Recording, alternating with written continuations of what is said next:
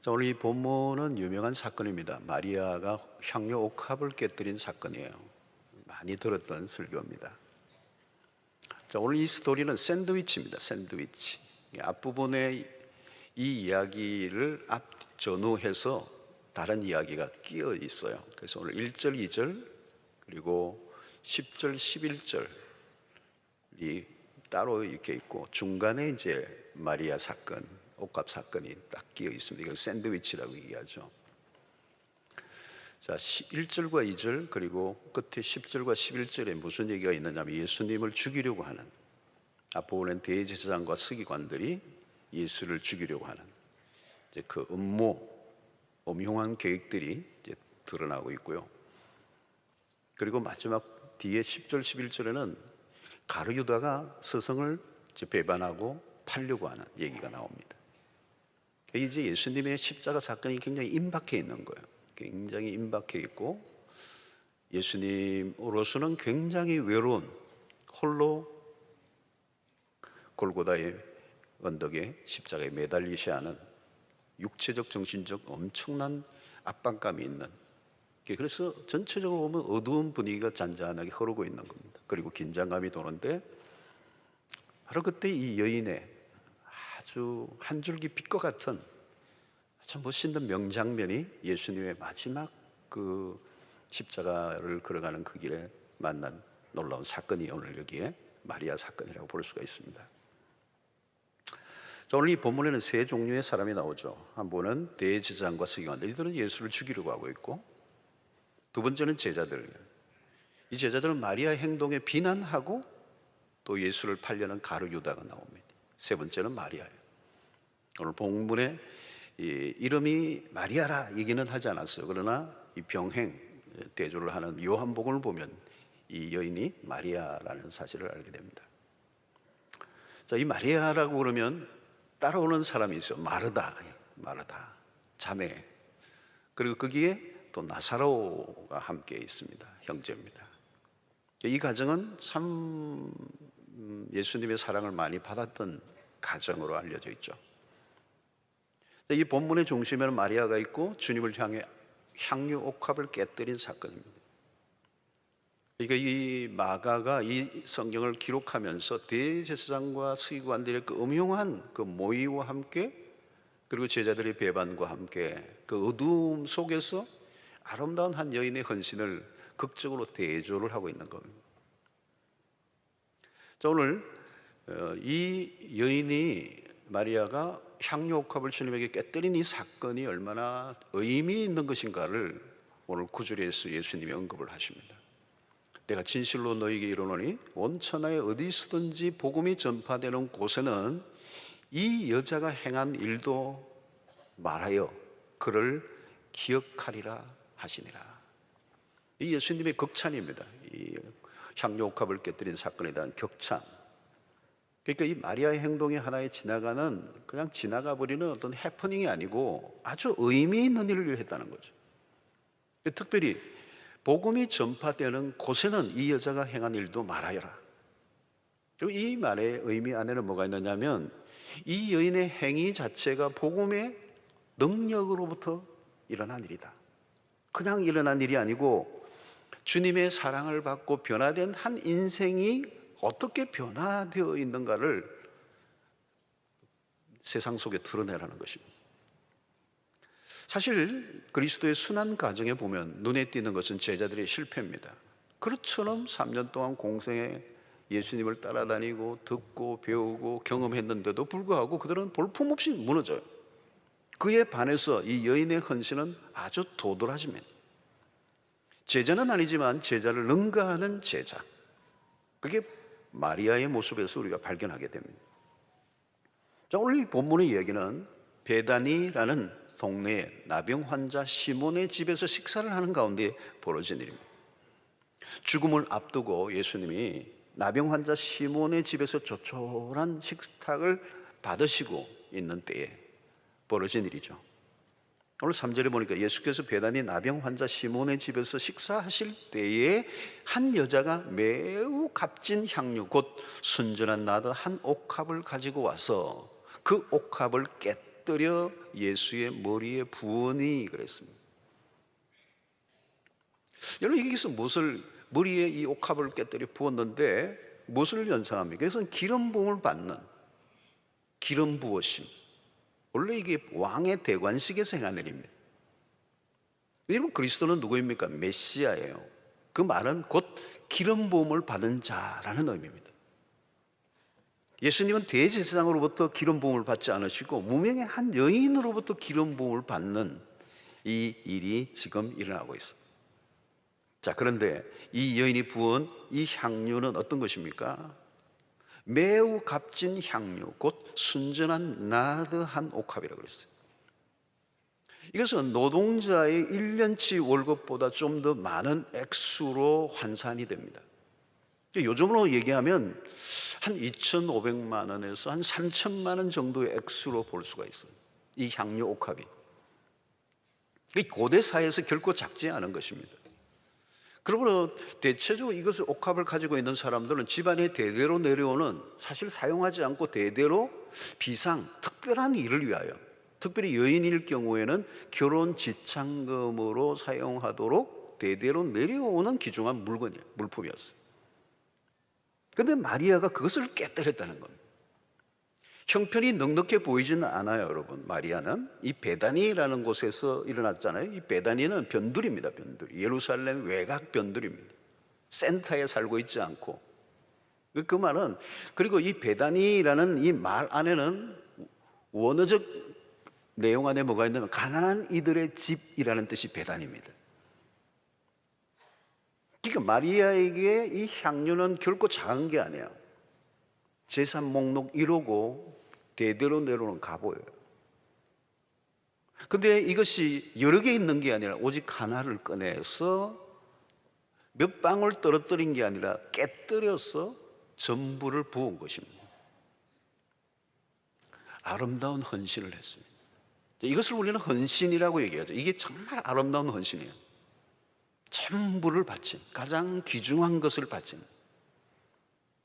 자, 문제는 이런 아름다운 헌신이라고 해서 모두가 반겨주는 것은 아니라는 거예요. 여러분, 나는 최선을 다하고 충성을 다했는데 들려오는 소리가 이상한, 막 내 가슴에 비수를 꼽는 얘기가 들릴 때가 있어요. 교회 안에서도 여러분 가끔 봉사하다가 잠수하시는 분들이 계세요. 갑자기 한 방 맞은 거예요. 자기는 열심히 했는데 누군가 아주 비난하고 누군가 음해를 하니까 그만둔 거죠. 자, 이런 마리아 현신이 그렇습니다. 칭송을 받기보다 제자들에게 비난을 받습니다. 어떤 비난이죠? 4절에 어떤 사람들이 화를 내어 서로 말하되 어찌하여 이 향유를 허비하는가. 마리아의 행위를 낭비로 보았습니다. 이유가 뭘까요? 5절입니다. 이 향유를 300데나리온 이상에 팔아 가난한 자들에게 줄 수 있었겠도다 하며 그 여자를 책망하는지라. 여러분, 언뜻 들으면 맞는 말이에요. 왜 낭비로 보았죠, 여러분? 여러분, 어떤 것이든 하나의 사건에 어떤 관점으로 보느냐가 중요해요. 돈의 액수를 따질 건가? 가치를 볼 것인가? 여러분, 어떤 것은 가치로 보면요, 액수로는 환산이 안 되는 거거든요. 사실 가난한 사람들을 돕는 일은 매우 중요합니다. 여기 화를 낸 사람들은 제자들이지만 오늘 이 본문에는 제자들이라고 했는데 가장 앞장선 사람은 정황상 가룟유다예요. 그런 돈을 좋아하고 계산이 빠른 사람이었습니다. 가룟유다는 겉으로는 가난한 사람을 많이 생각하는 사람처럼 보여요. 그런데 여러분 보십시오. 멋있는 말을 하는 사람과 멋있게 실제로 사는가, 이건 달라요.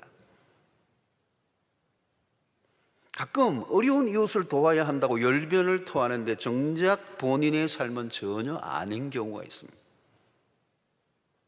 흔히 보는 모습이죠, 여러분. 정의를 부르짖는데 사실은 자신이 불법을 행하고 있는 사람. 가난한 자 운운하지만 본인은 정작 가난한 자를 위해 조그만 희생도 하지 않는 사람. 오히려 가난한 자를 이용하여 자신의 목적을 이루고자 하는 사람들이 있죠. 오늘 본문에서 제자들이 여인에 대해서 지금 비난을 쏟아붓고 있어요. 그런데 자세히 들여다보면 사실은 여인도 여인이지만 예수님에게 공격하고 있습니다. 화살이 예수님에게도 겨냥되어 있는 거죠.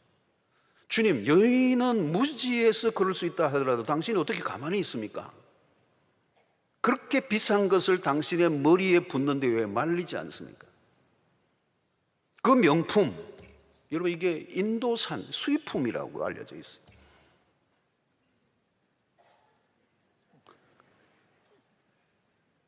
그 명품 향유를 당신의 몸에 눈 깜짝할 사이에 그 어마어마한 걸 쏟도록 방조하는 것은 낭비입니다. 예수님 당신은 지금 사치를 즐기신 겁니다. 평소에 당신이 하신 말과 다릅니다. 가난한 자들을 옹호하시던 분으로서 이중적 모습을 보이신 거 아닙니까? 상당히 일리 있고 설득력 있어 보입니다. 어떤 분들은 이 본문을 보면서 제자들의 행동에 동의할 수도 있습니다. 사실 아니냐?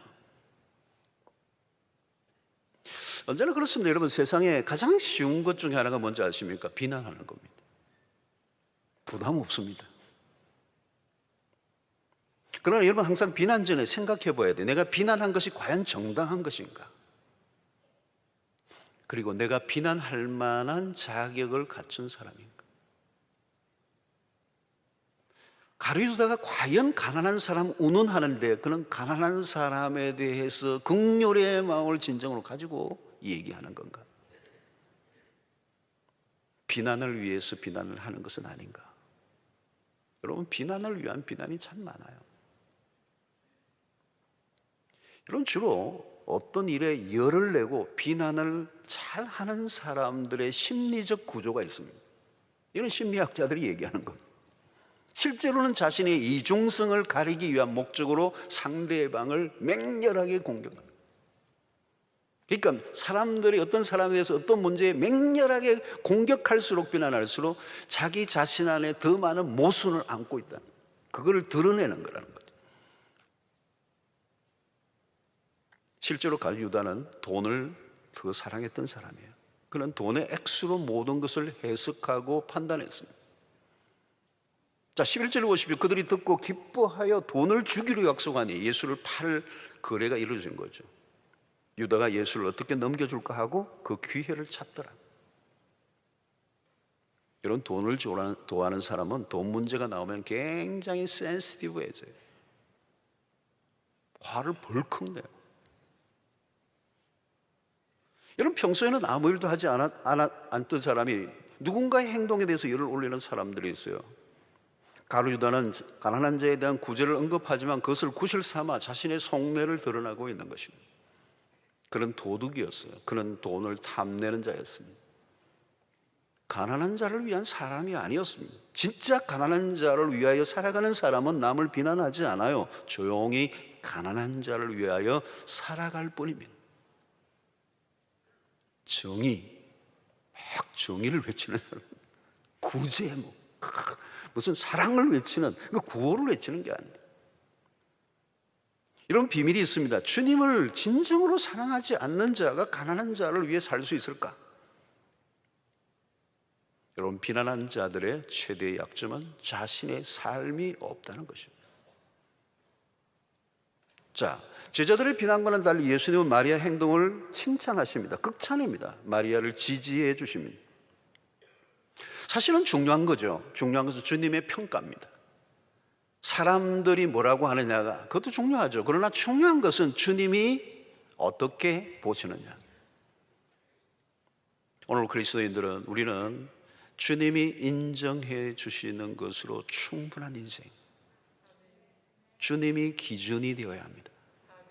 주님이 언제나 오르신 분이십니다. 주님은 약하고 가난한 자를 누구보다 돌보시는 분이에요. 주님이 이율배반적인 분이 아닙니다. 주님은 가난한 자를 돕는 것 반대하지 않습니다. 그러나 더 중요한 일이 있다는 거예요. 왜? 주님은 지금 십자가를 앞두고 있다는 거예요. 더 이상 지상에 머물러 계시지 않는 순간이 다가오고 있다는 겁니다. 그래서 무슨 일이든지 타이밍이 중요해요.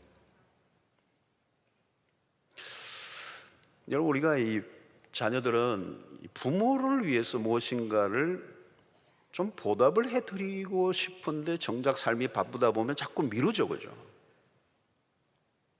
할 일도 많고 자녀들을 돌보다 보니까 연세 드신 어른들을, 그 부모님들을 잘 이렇게 배려하지 못할 때가 많아요. 잘 미루다 보면 나중에 보면 영원히 못해요. 진짜 내가 하고 싶을 때는 그 부모님이 안 계시는 거죠. 때를 놓쳐버린 겁니다. 아무리 하고 싶어도 못해요. 돈이 있으면 뭐해요? 시간이 있으면 뭐해요? 그분이 안 계신데.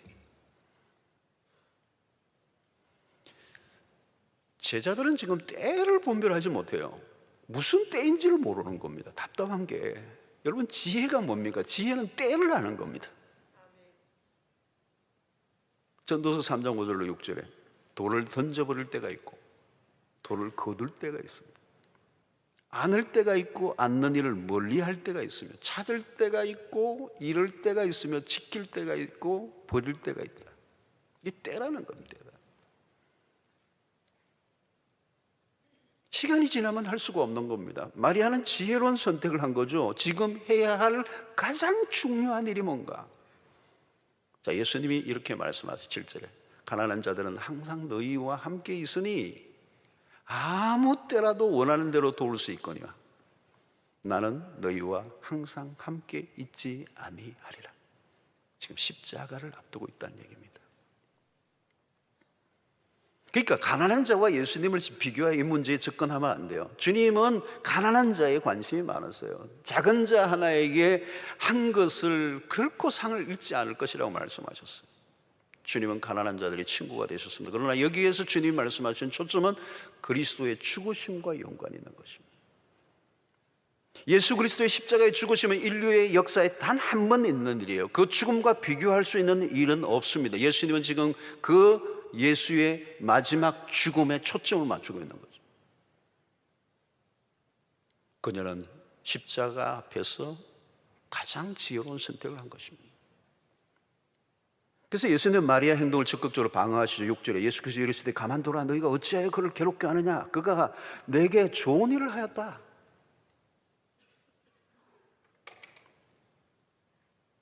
인류의 구원 역사를 이루는 이 유일무이한 사건, 마리아는 그 장례를 위해 자신이 할 수 있는 최선을 다 쏟아부었습니다. 그래서 8절에 보면 그는 힘을 다하여 내 몸에 향료를 부어 내 장례를 미리 준비하였느니라.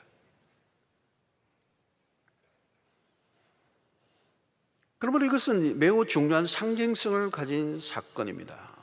모두가 배척하고 거절하는 순간, 외롭게 홀로 십자가의 길을 걷는 주님에게 마리아는 지극정성으로 주님을 환대하며, 예수 그리스도의 입장에서는 지상의 마지막 환대를 받은 거죠. 인간에게 냉혹하게 죽음의 길로 내모는 그 상황 속에서 오직 한 여인만이 그리스도를 기억하고 그분의 장례를 위한 이 지극한 헌신을 보여준 것입니다. 이 일이야말로 제자들이 기억해야 할 일이라고 주님이 가르쳐 주시고 있습니다. 자, 그런데 오늘 이 제자들은 이 일을 낭비로 보았다는 거예요. 왜 허비하느냐? 맞습니다. 어떻게 보면 낭비죠. 근데 여러분, 이것은 그냥 낭비가 아니고 이 말은 오늘 설교 제목처럼 거룩한 낭비입니다. 거룩한 낭비.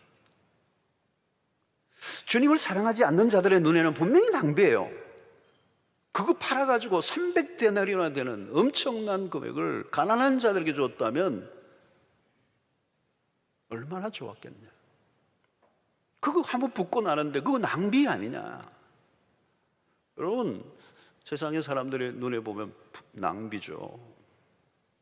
여러분, 주일날 우리가 교회 와서 이렇게 예배를 드리고 헌금을 하고 봉사를 하고, 세상 사람들이 보기에는요, 이거 낭비예요. 시간 낭비. 휴일날 피곤한데 푹 좀 쉬지. 저희 교회는 어떤 분은요 멀리서 오세요. 뭐 오늘 때 한 2시간 넘어 거리에서도 오시는 성도들이 계세요.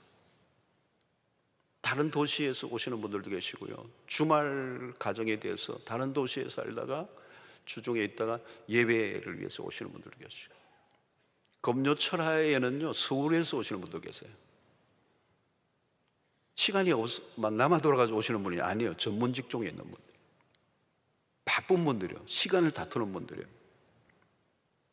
근데 비행기를 타고 기차를 타고 어마어마한 시간을 투자해서, 낭비죠, 낭비. 헌금은 어떻습니까, 여러분? 상당한 헌금 생활을, 우리 교회만 해도 헌금 생활을 상당하게 하시는 분들이 있어요. 어떤 분들은 어마어마한 헌금을 하세요. 10년, 20년, 30년 모으면요 집을 몇 채 샀을 거예요. 우리 이 본당을 지을 때만 해도 아파트를 바치신 분들도 계시잖아요. 낭비예요, 낭비. 요즘같이 아파트 막값이 오를 때는 그거 놔뒀으면 엄청 올랐을 텐데.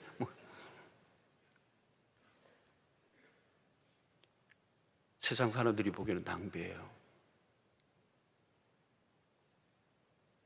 그러나 여러분, 우리는 거룩한 낭비를 하는 것입니다. 하나님을 위해서 낭비를 하는 것입니다. 이건 미친 게 아니에요. 계산할 줄 몰라서 하는 말이 아닙니다. 여러분, 누가 거룩한 낭비를 할 수 있습니까? 누가 이런 낭비, 세상 사람들이 보기에 낭비 같은 삶을 살아요? 사랑을 받은 사람이에요. 요한복음 11장 5절에 보면 예수께서 본래 마르다와 그 동생과 나사로를 사랑하시더니, 나사로에 대한 정보가 많지는 않지만 그러나 그는 예수님에 의해서 나병을 고침 받았던 사람이었음이 분명합니다. 주님으로부터 큰 은혜를 입었습니다. 우리도 마찬가지입니다. 여러분, 우리가 사랑을 받을 만한 자격이 없는 자로 하나님께로부터 받은 사랑이 너무 큽니다. 받은 사랑에 비하면 우리가 주님 앞에 드리는 것은 지극히 적은 것입니다. 전능자의 그늘이라는 책에서 짐 엘리엇 선교사가 24세에 쓴 일기문에 나온 글이 있어요. 영원한 것을 위하여 영원하지 않는 것을 잃어버리는 자는 바보가 아니다. 혹시 잘 캐치를 못하셨을까 함대하겠습니다. 영원한 것을 위하여 영원하지 않는 것을 잃어버리는 자는 바보가 아니라는 거예요. 여러분, 우리가 그리스도를 위해 생명까지 바쳐도 그것은 낭비가 될 수가 없습니다. 진짜 낭비는 뭘까요, 여러분?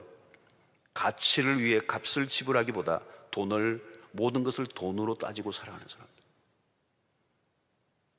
가룟 유다는 돈에 밝은 자였어요. 향유 컵을 깨뜨리자 말자 금방 액수가 나왔습니다. 이 향유를 300데나리 이상에 팔아 가난한 자들에게 주었다면, 그런 지극히 계산적인 사람입니다. 그러나 돈에는 밝았지만 가치에는 눈이 어두웠어요. 결국 스승을 은 30세겔에 팔아버립니다. 스승을 팔아 겨우 30세겔, 은 30세겔 벌었습니다. 나중에는 그것을 성전에 도로 내어놓고 자기의 목을 매달아 죽고 맙니다. 결국 그의 인생 전체가 낭비되고 말았습니다. 이게 낭비입니다. 마리아가 낭비입니까? 가룟 유다가 낭비를 한 것입니다. 나는 아끼고 살았는데 나중에는 낭비가 될 수가 있습니다. 인생 전체가. 현대인들은 자기에게 필요한 것이라면 돈과 시간을 바칩니다. 사람들은 필요를 넘어 욕망을 위해 자신의 모든 걸 쏟아붓습니다. 그게 낭비입니다. 여러분, 왜 이런 차이를 만들어낼까요? 마리아와 가룟 유다의 극명한 대조는, 답은 사랑 때문이에요. 마리아는 예수님으로부터 받은 사랑에 반응했습니다. 신앙의 핵심입니다. 여러분, 신앙의 처음부터 이 연결고리가 중요해요. 신앙의 출발점에 이 사랑이 있어야 한다는 것. 주님과 나만이 아는 사랑의 관계. 여러분, 우리가 주를 위해 헌신할 때 그 헌신의 힘은 어디에서 오는 것입니까? 헌신의 뿌리가 주님으로부터 받은 사랑이 되어야 되죠. 신앙의 차이가 여기서 드러납니다. 낭비인가 사랑인가. 기준은 수량적인 게 있는 게 아니에요. 사랑에 있는 겁니다. 사랑을 경험한 사람은, 여러분, 사랑하면 어떻게 되죠? 계산력이 현저하게 떨어집니다. 여러분, 우리가 부모들이 자녀들을 사랑할 때, 우리가 가족관계에 사랑을 베풀 때 계산하지 않잖아요. 가장이 엄마가 아이에게 주면서 이번 도시락은 5,000원쯤 되겠다.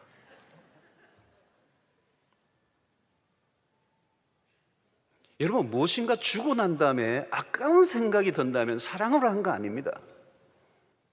사랑은 아까운 생각이 안 드는 거야. 아무리 해도 더 하고 싶지. 사랑에 빠지면 힘든 거예요. 그죠? 그러니까 무엇이든지 계산이 들어가면 복잡해지는 겁니다. 머리를 많이 써야 되고 계산을 하면 손익관계를 생각하면 행동이 점점 오그라드는 거죠. 여러분, 계산하는 사람들의 특징이 뭔가 하면 언제나 자기가 손해본다고 생각해요. 자기가 준 것만 생각하고 받은 거는 잊어버려요. 사랑이 빠진 행동은 말도 많고 탈도 많고 하고 나서도 후유증이 많고 생색을 내고 요란하고 자기가 한 것을 훨씬 더 부풀리고. 마리아는 그냥 사랑했어요, 주님을. 왜? 사랑을 너무 많이 받았기 때문에.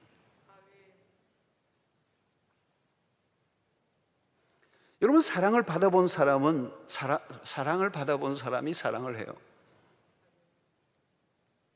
그러니까 무엇을 하느냐보다 동기가 중요한 것입니다. 사랑의 동기. 왜 그렇게 엄청난 확률을 깨뜨렸느냐, 그렇게 많은 것을 했느냐 물어도 할 말이 없어요. 그냥 답은 그거예요. 사랑했기 때문에. 더 하고 싶었는데 못해서 안타까움. 주님은 마리아의 순수한 사랑을 받으셨습니다. 얼마나 비싼 것인가 아닌가는 주님에게 중요하지 않아요. 우리는 돈으로 모든 것을 하려고 하는 세상을 살고 있습니다. 신앙생활은 돈으로 해결할 수 있는 게 아니잖아요. 사랑이 빠져버리면 남는 건 뭘까요, 여러분? 의무적인 수행밖에 없는 거예요. 여러분, 부부 사이에서도 사랑이 빠지고 나면 의무감만 남죠. 의무. 남편으로, 아내로 의무감만.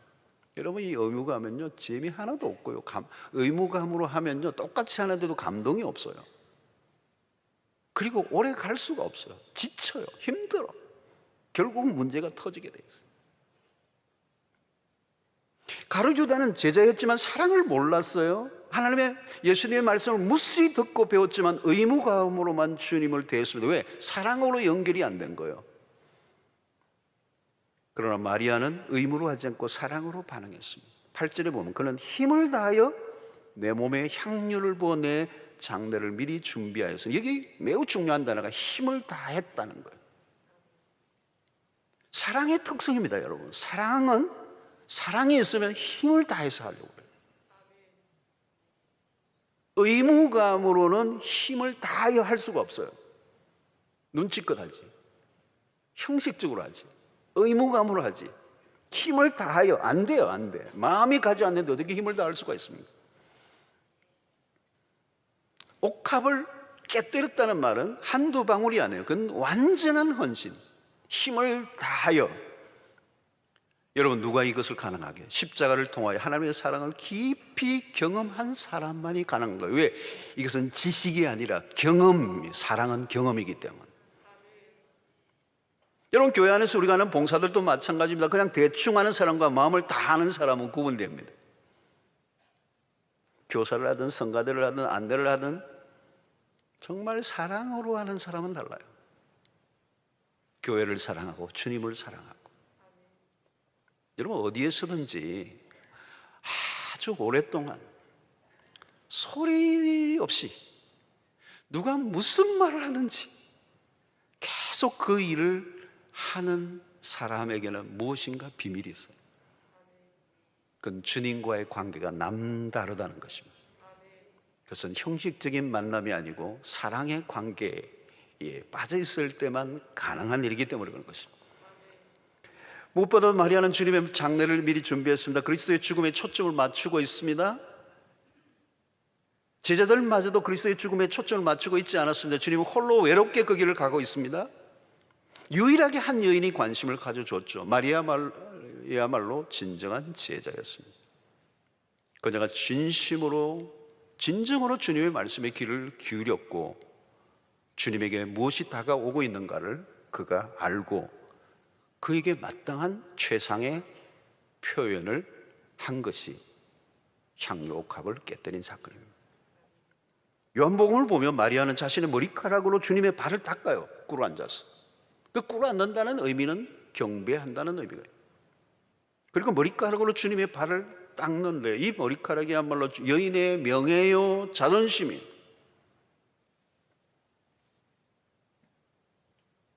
그런데 사랑하면 자기 자존심도 버려요. 주님을 기쁘시게 하는 일이라면 anything, 무엇이든지. 사랑하는 성도, 우리가 무엇인가를 하다가 힘이 들고 짜증이 나면 사랑이 식었다는 뜻입니다. 그녀의 거룩한 낭비는 수천 수억을 주고도 할 수 없는 가치를 드러냈습니다. 그 향기는 시대가 흘러도 지워지지 않는 진한 향이 되어 오늘 우리에게까지 감동을 주고 있습니다. 주님은 잊지 않으셨습니다. 주님은 이 일이 모든 사람에게 알려지기를 원했습니다. 예수님의 공생의 마지막 기념비적인 사건이 되기를 원하셨습니다. 사랑하는 성도 여러분, 성경을 읽다 보면 가끔 포기하라, 죽어라, 버려라, 희생해라, 하늘의 보화를 쌓아둬라, 모든 걸 배설물로 여기라, 막 이런 말씀들을 들으면 몸이 오싹해져요. 오늘 또 여기 본문을 보면 혹시 나에게 숨겨진 옥합을 주님이 알아차리시고 깨뜨리라고 하실까 봐 내심 불안해하는 분들이 계세요. 그러나 염려하지 마세요. 아무나 옥합을 깨뜨리지 않아요. 하나님은 우리에게 강제로 무엇을 빼앗아 가시는 분이 아니에요. 강제로 예배를 받으시는 분이 아니에요. 강제로 헌신을 요구하시는 분이 아니에요. 사랑을 입은 자는 기꺼이 주를 위해 내어놓습니다. 이 내어놓음, 깨뜨림, 이건 우리의 실력이 아니에요. 하나님의 은혜가 우리 안에 넘칠 때 하나님은 힘으로 우리를 이기시는 분이 아니에요. 사랑으로 우리의 마음을 녹이시는 분이시죠. 그것이 복음인 것입니다. 십자가보다 더 강력한 하나님의 사랑은 없어요. 그래서 십자가를 경험한 신자여야 된다. 왜? 그 십자가는 하나님의 사랑의 농축이기 때문에. 그 사랑을 정면으로 만나면 하나님의 사랑이, 그 청량할 수 없는 사랑이 폭포수처럼 내리니까. 여러분, 향유 옥합을 깨뜨릴 때 안 깨지면 좋겠다. 그리고 두들겼어요. 아니에요. 기쁨으로 깨뜨린 거예요. 아는 자만 압니다. 옥합을 깨뜨리는 것은 특권이에요. 아무나 할 수 있는 게 아니에요. 사랑하는 성도 여러분, 나의 옥합은 무엇입니까? 주님이 기억하실 만한 옥합을 내 신앙의 여정 가운데 한 번이라도 깨뜨려 본 적이 있습니까? 옥합을 깨뜨려야 향기가 납니다. 여러분, 주님에게 사랑을 표현한 적이 있습니까? 어떻게? How much? 얼마나?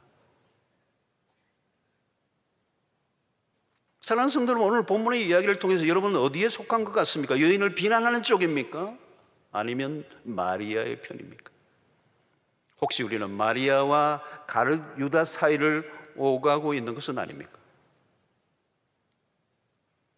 예수를 위해 내 삶을 드리고자 합니까? 아니면 예수를 이용하여 나의 목적을 이루고자 합니까? 여러분들은 지금 무슨 낭비를 하고 계십니까? 거룩한 낭비입니까? 진짜 낭비입니까? 내 삶의 가장 귀중한 것을 무엇을 위해 쏟아붓고 있는가? 아차하면 우리의 삶이 가룟 유다 쪽으로 기울기가 쉽습니다.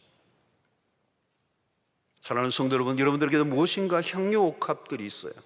그것을 주님을 위해 깨뜨릴 수 있는 믿음의 역사가 있기를 바랍니다.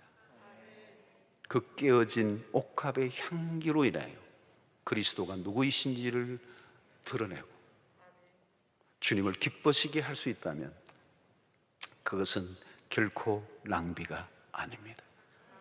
주를 위해서라면 얼마든지 낭비하는 자로, 하나님의 나라를 위해서라면 얼마든지 거룩한 낭비를 하는 자로 살아가는 특권을 누리는 은혜가 있게 되기를 주의 이름으로 축원합니다. 우리 찬양 하나 함께, 우리 가사에 딱 맞는 찬양이 오늘 하나 있어서 같이 우리 가사를 생각하면서 내게 있는 향유옥합 주께 가져와 그 발 위에 입 맞추고 깨뜨립니다.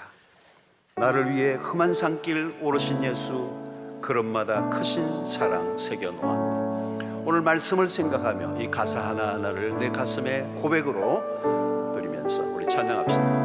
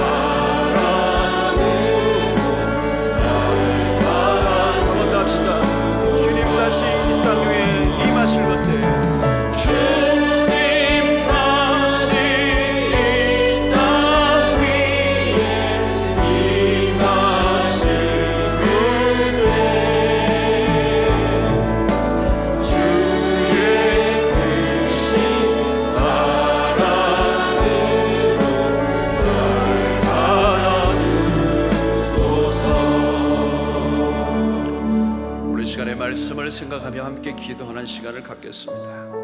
우리가 신앙생활을 하다 보면 우리의 사랑한 식구 의무감으로 형식적으로